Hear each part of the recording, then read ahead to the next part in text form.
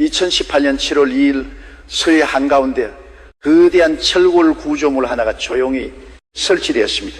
아무도 주목하지 않았습니다. 언론은 침묵했고 정부는 모른 척했습니다.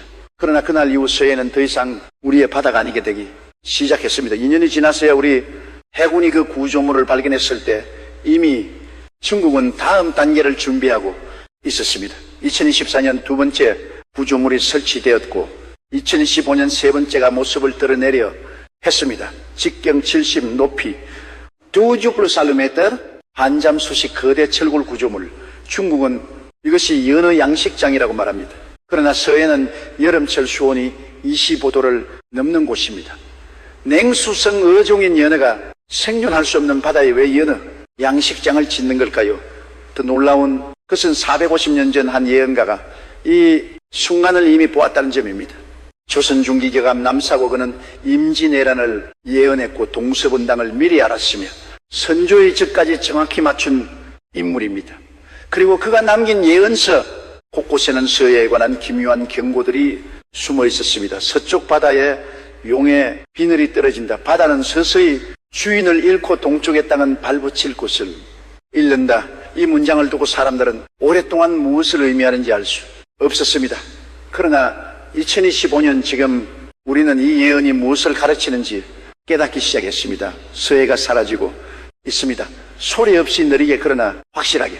시청자 여러분, 우리는 지금 역사의 중대한 갈림길에서 있습니다. 지금부터 우리는 450년 전 예언과 현재 벌어지고 있는 서해의 진실 속으로 들어갑니다. 남사고는 단순한 점쟁이가 아니었습니다. 그는 환상감 전문 교수를 지낸 국가 공인학자역 율곡 2위조차 그의 예언 능력을 인정했던 인물입니다. 그가 남긴 예언들은 하나하나 현실이 되었습니다. 명정 19년 그는 이렇게 말했습니다. 내년에는 반드시 태산을 봉하게 될 것이다. 사람들은 무슨 뜻인지 알 수 없었습니다.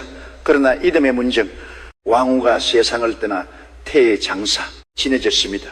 태산을 봉한다는 것은 해능을 조성한다는 뜻이었던 겁니다. 그는 서울의 지형을 보고도 예언했습니다. 동쪽에 낙타 봉우리가 있고 서쪽에 안장고개가 있으니 이 둘이 서로 다투는 형국이다. 이것이 동서분당을 예고한 것이었습니다. 실제로 선조 때의 동인과 서인으로 나뉘어 조선은 수백 년간 당정에 시달렸습니다. 그리고 가장 유명한 예언 임진년의 백마을 탄자가 남쪽에서 쳐들어올 것이라는 경고, 그 말을 1592년 임진왜란이 일어났고 외장가토 기어마사는 백마를 타고 조선 땅을 유린했습니다. 그러나 사람들이 주목하지 않았던 예언이 하나 있습니다. 그것은 바로 서해에 관한 것이었습니다. 정감록에 수록된 남사구 비결 중 한 구절, 서해 철에서의 솟고 용의 기운이 끊긴다. 동쪽 땅은 반쪽이 되고 백성은 갈 곳을 잃는다. 450년이 지난 지금 서해에는 정말로 철의 섬들이 솟고 있습니다. 중국이 설치한 거대한 철골 구조물들, 그리고 실제로 우리는 서해의 절반을 잃어가고 있습니다. 어민들은 조업구역을 잃고 해군은 작전 해역이 좁아지고 있습니다. 남사고가 본 것은 단순한 미래가 아니었습니다. 그는 시간의 흐름 속에서 한반도가 맞이할 가장 큰 위기를 보았던 겁니다. 그리고 그 위기의 중심에는 서해가 있었습니다. 중국의 서해 전략은 하루아침에 시작된 것이 아닙니다. 이것은 수십 년에 걸쳐 치밀하게 준비된 장기 계획입니다. 2010년 그래가 모든 것의 시작이었습니다. 천안함 피격 사건으로 한반도가 혼란에 빠졌을 때 미국은 항공모함을 서해에 진입시켜 한국과 연합훈련을 하려 했습니다. 그 순간 중국이 강력히 반발했습니다. 서해는 중국의 안보에 직결된 해이다. 외국 군남의 진입을 용납할 수 없다. 이것이 중국이 서해를 자국의 내로 규정한 첫 번째 공식 신호였습니다. 그로부터 8년 후인 2018년 첫 번째 구조물 선란 이후가 서해 한가운데 설치되었습니다. 위치는 한중 잠정조치수역, 한국과 중국의 배타적 경제 수역이 겹치는 곳으로 양국이 공동 관리하기로 합의한 수역입니다. 그곳에 어떤 구조물도 설치할 수 없다는 것이 명백한 약속이었습니다. 그러나 중국은 그 약속을 깼습니다. 선란이로는 직경 70, 높이 70mm 거대한 철골 구조물입니다. 반잠수식으로 설계되어 바다 위에 떠 있는 형태입니다. 중국은 이것이 심의 연어 양식 시설이라고 주장했습니다. 그러나 전문가들은 고개를 가로었습니다. 서해의 수온은 여름철에 25도 이상 올라갑니다. 연어는 냉수성 어종으로 15도 이하의 물에서만 생존합니다. 서해에서 연어 양식은 생물학적으로 불가능합니다. 한해양 생물학자는 이렇게 단언했습니다. 그렇다면 이 구조물의 진짜 목적은 무엇일까요? 군사 전문가들은 입을 모읍니다. 레이더 기지, 잠수함 탐지, 센서, 무인기, 이창육장 전자전 장비 거점 평시에는 민간 시설로 위장하지만 유사시 즉각 군사 시설로 전환될 수 있는 이중용도 구조물이라는 겁니다. 2024년 5월 두 번째 구조물 설란 2호가 설치되었습니다.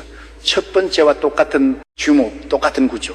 그리고 한국 정부가 파악한 바에 따르면 중국은 총 12기의 구조물을 설치할 계획입니다. 설란 3호는 이미 완공 단계에 있습니다. 이것은 단순한 구조물 설치가 아닙니다. 중국이 남중국해에서 사용했던 정확히 그 방법입니다. 먼저 작은 구조물을 설치하고 그 주변을 매립하여 인공섬을 만들고 그곳에 군사 기지를 건설하는 3단계 전략. 남중국해에서 이 방법은 성공했습니다. 국제재판소가 중국의 주장을 불법이라고 판결했지만 중국은 무시했고 지금 남중국해의 90%는 사실상 중국의 바다가 되었습니다. 그리고 이제 똑같은 일이 서해에서 벌어지고 있습니다. 남사고의 연서에는 또 다른 구절이 있습니다. 철의 기둥이 바다를 가르고 용의 길을 끊으면 동쪽 땅은 섬이 된다. 철의 기둥 바로 중국이 설치한 구조물들입니다. 그리고 용의 길, 이것은 무엇을 의미할까요? 풍수진리에서 용맥이란 대지의 기운이 흐르는 길을 말합니다. 산맥을 따라 흐르는 용맥도 있지만 바다를 통해 흐르는 해룡맥도 존재합니다. 한반도의 해룡맥은 서해를 통해 중국 대륙과 연결되어 있습니다.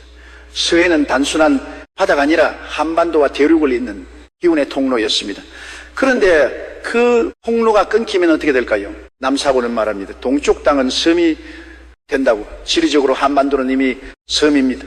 북쪽에 막혀있기 때문입니다. 그러나 서해를 통한 대륙과의 연결이 있었기에 우리는 숨 쉴 수 있었습니다. 경제적으로, 문화적으로, 전략적으로. 그런데 서해 맞이에 이르면 한국은 완전한 고립 상태에 빠집니다. 중국이 서해의 12기의 구조물을 모두 설치하고 그 주변을 자국 영해로 선포하면 어떤 일이 벌어질까요? 한국어서는 조업할 수 없게 됩니다. 한국 해군은 작전, 해역의 절반을 잃습니다. 한미연합 훈련은 불가능해집니다. 서해를 통한 무역로는 중국의 통제를 받게 됩니다. 그리고 가장 심각한 것, 유사시 미군의 증원이 차단됩니다. 대만 해협에서 충돌이 발생하면 중국은 서해를 즉각 봉쇄할 것입니다. 미국의 항공모함과 수송선이 서해를 통과할 수 없다면 한국은 어떻게 될까요? 남사고가 본 미래는 바로 이것이었습니다.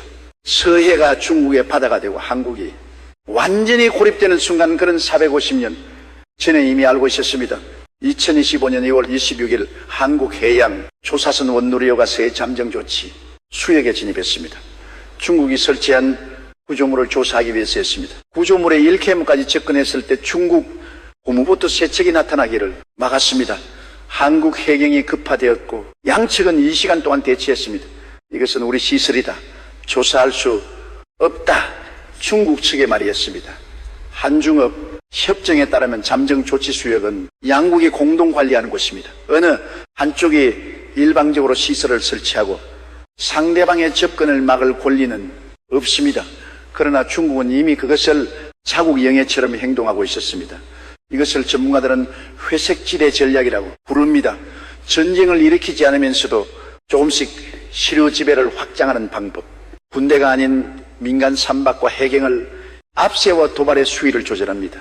상대방이 강하게 나오면 한 발, 물러서고 상대방이 침묵하면 한 발 더 나아갑니다. 이것이 살라미 전술입니다. 한 번에 한 조각씩 천천히 그러나 확실하게 영토를 빼앗아가는 방법.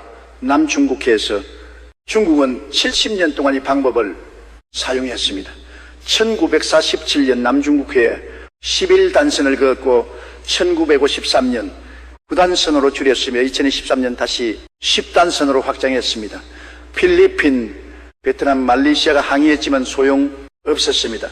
중국은 묵묵히 인공섬을 건설했고 군사기지를 세웠으며 지금은 그곳이 자국 영토라고 주장합니다. 그리고 이제 똑같은 일이 서해에서 시작되었습니다. 2010년 내해화 선언, 2018년 첫 구조물 설치, 2024년 두 번째 구조물 설치, 2025년 한국 조사선 접근 차단, 단계가 차근차근 밟아지고 있습니다. 2025년 6월에는 더 충격적인 일이 벌어졌습니다. 중국이 서해 잠정 조치 수역 인근에서 항공모함 푸제남을 동원한 실탄 후 훈련을 실시한 것입니다. 이것은 명백한 군사 시위였습니다. 이 바다는 우리 것이다. 누구도 방해하지 마라. 전문가들은 경고합니다. 지금 당장 조치를 취하지 않으면 5년 안에 서해는 중국의 것이라고 2030년까지 해결하지 못하면 우리는 서해를 영원히 잃게 될 것이라고. 남사고 비결에는 이런 구절도 있습니다. 서쪽에서 거대한 그림자가 다가온다. 그것은 천천히 움직이지만 멈추지 않는다. 동쪽의 백성들은 그것을 보지 못하고 깨달았을 때는 이미 늦다. 거대한 그림자. 중국의 팽창을 이보다 더 정확하게 표현할 수 있을까요? 중국은 급하지 않습니다. 10년, 20년, 50년을 계획합니다. 그들에게 시간은 편입니다. 천천히 한 걸음씩 나아가도 결국 목표에 도달한다는 것을 알기 때문입니다. 그러나 우리는 어떻습니까? 우리는 그것을 보지 못했습니다. 2018년 첫 구조물이 설치되었을 때 언론은 침묵했습니다. 2020년 우리 해군이 그것을 발견했을 때도 정부는 공개하지 않았습니다. 2012년 석유 시추 장비까지 발견됐을 때조차 조용히 넘어갔습니다. 왜 그랬을까요? 중국을 자극하고 싶지 않았었습니다.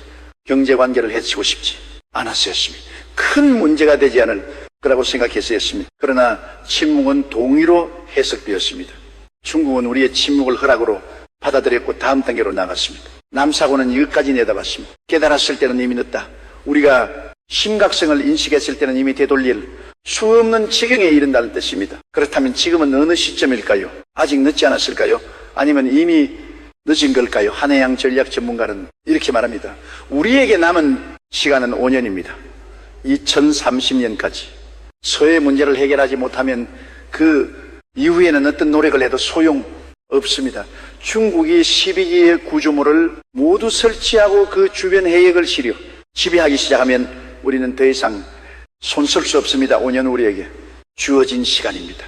그러나 이 5년 동안 우리는 무엇을 할 수 있을까요?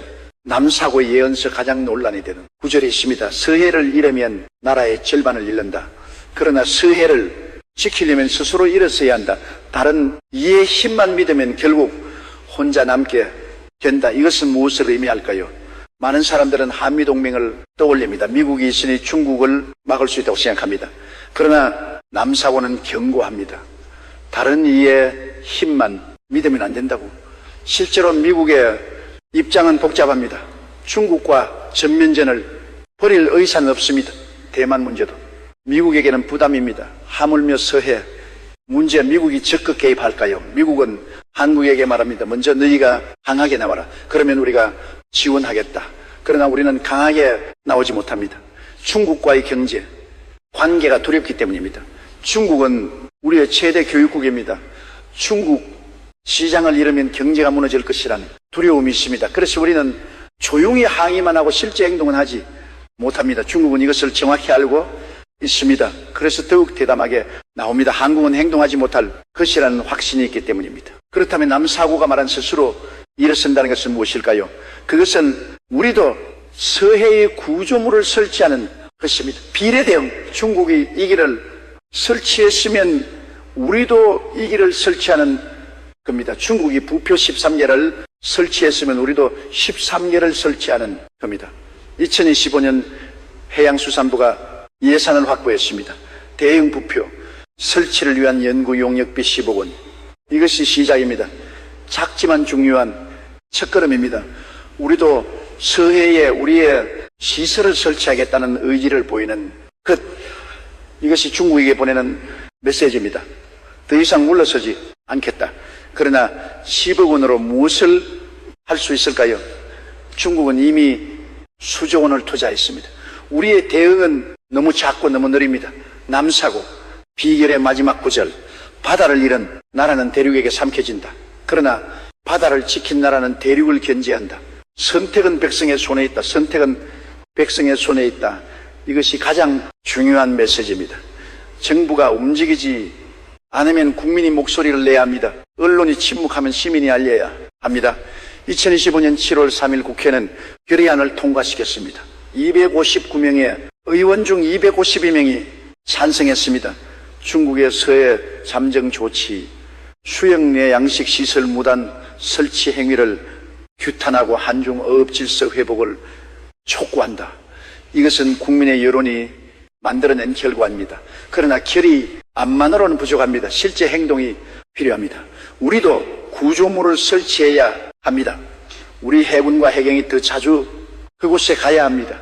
우리 어선들이 당당하게 조업할 수 있어야 합니다. 그리고 무엇보다 우리는 서해의 문제가 얼마나 심각한지 깨달아야 합니다. 이것은 단순히 구조물 몇 개의 문제가 아닙니다. 우리 영토의 일부를 잃느냐 마느냐의 문제입니다. 우리 후손들에게 온전한 나라를 물려줄 수 있느냐의 문제입니다.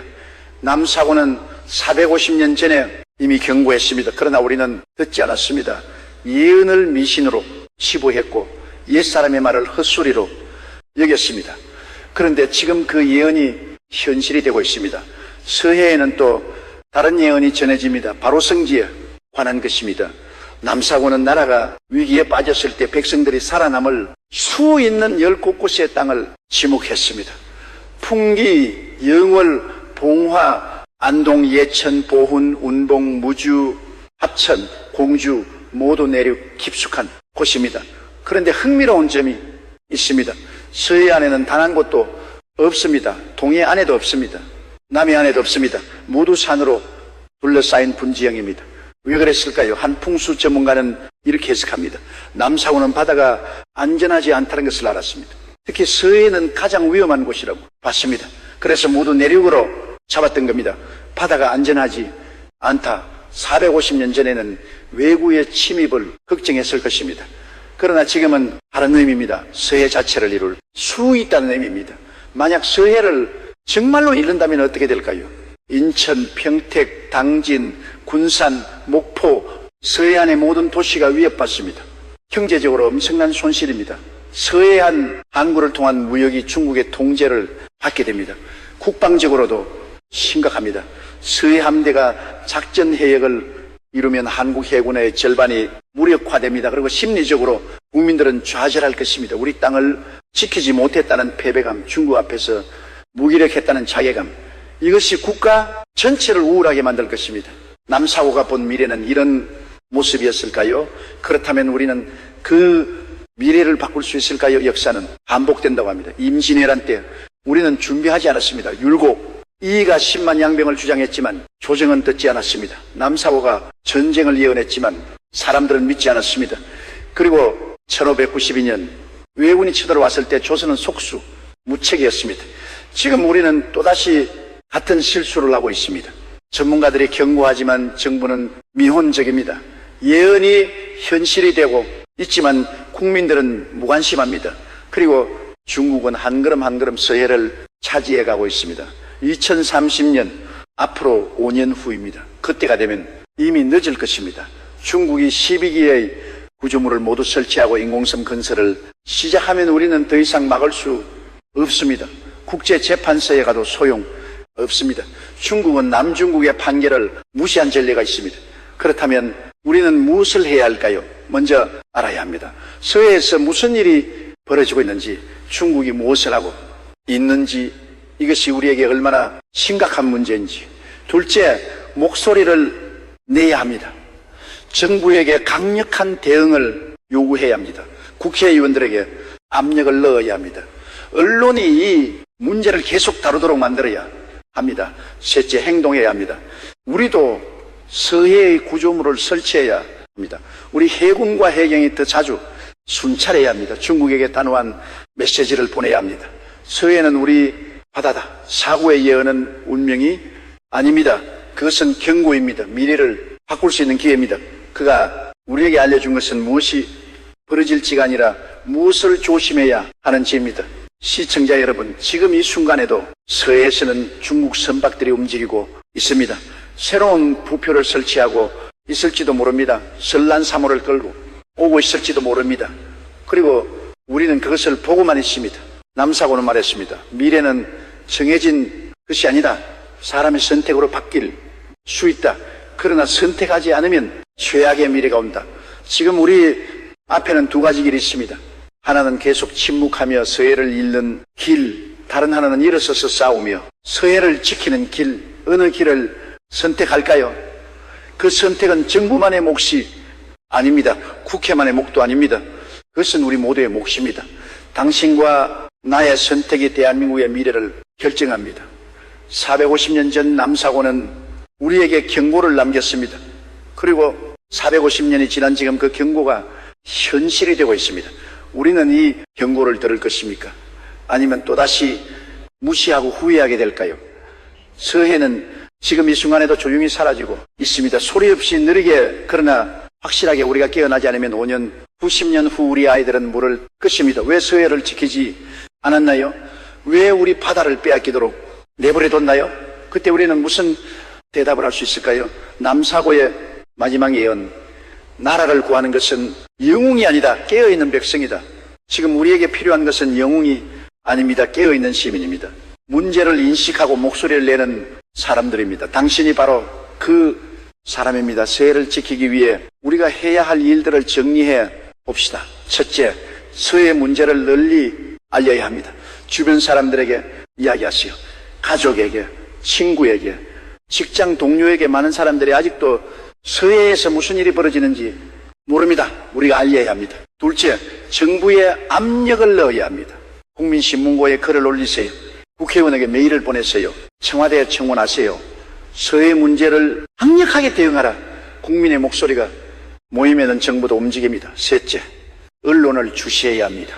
서해 문제를 다루는 기사에 댓글을 달고 공유하세요. 언론사에 서해 문제를 계속 보도해달라고 요청하세요. 언론에 관심이 유지되어야 정부도 긴장합니다. 넷째, 서해 관련 단체들을 지원하세요. 서해를 지키기 위해 활동하는 시민단체, 어민단체, 환경단체들이 있습니다. 그들에게 후원하고 그들의 활동에 동참하세요. 이 모든 것들이 작아 보일 수 있습니다. 한 사람의 힘으로 무엇을 바꿀 수 있겠느냐고 생각할 수 있습니다. 그러나 역사가 증명합니다. 작은 힘들이 모여 큰 변화를 만들어낸다는 그것을 서해 문제도 마찬가지입니다. 한 사람 한 사람의 관심과 행동이 모이면은 서해를 지킬 수 있습니다. 마지막으로 남사고가 남긴 희망의 메시지를 전합니다. 어두운 예언도 깨어있는 자들에게는 빛이 된다. 경고를 듣고 준비하는 자는 재앙을 피한다. 두려워하지 말고 일어서라. 그대들이 바다는 그대들의 것이다. 남사고의 예언은 절망이 아닙니다. 그것은 기회입니다. 우리에게 미리 알려주는 것, 우리가 준비할 시간을 주는 것, 지금 행동하면 아직 늦지 않았다는 것. 서해는 아직 우리 것입니다. 완전히 빼앗긴 것이 아닙니다. 중국이 구점을 몇 개를 설치했지만 그것으로 끝난 것이 아닙니다. 우리가 지금 이랬으면 막을 수 있습니다. 2030년까지 5년이 남았습니다.